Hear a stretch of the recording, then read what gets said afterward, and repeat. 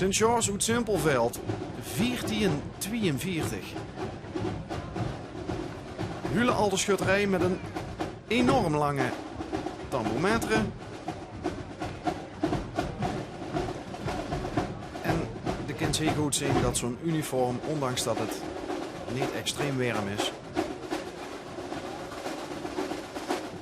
toch nog voor een goede kapje kan zorgen.